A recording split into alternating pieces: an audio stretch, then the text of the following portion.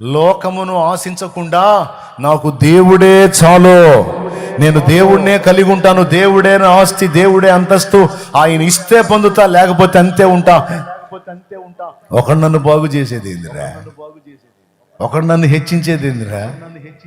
నా దేవుడు ఇవ్వాలే, నా దేవుడు ఎత్తాలి నన్ను, అది తిరుగులేంది అని లోకాన్ని విసర్జించి నాకు దేవుడే చాలు అనుకున్నాడు. చూడు, కీలకమైన నిర్ణయాలు.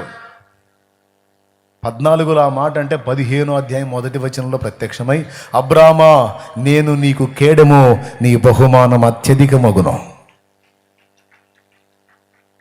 తర్వాత 17లో ప్రత్యక్షమై, నేను సర్వశక్తి గల దేవుణ్ణి, తేడా పడకుండా నిందారహితుడిగా నడు అని మళ్ళీ ఒక ఘట్టంలో చెప్పాడు.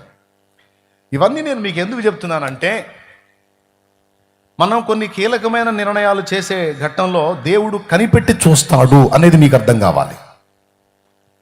మన లైఫ్లో కొన్ని టర్నింగ్స్ ఉంటాయి. ఆ టర్నింగ్స్లో మనం ఎలాంటి నిర్ణయాలు చేస్తున్నామో, ఎలాంటి మైండ్ కలిగి ఉన్నామో దేవుడు సైలెంట్గా అబ్జర్వ్ చేస్తాడు. ఒకవేళ మనం దేవునికి ఇష్టంగా మనం కానీ ఆ మలుపుల్లో నిర్ణయాలు చేస్తే ఆయన ఉండలేడు, దిగి వస్తాడు మన దగ్గరికి. తన సంతోషాన్ని వెలిబుచ్చి తన ఆశీర్వచనాన్ని పలికి వెళ్తాడు.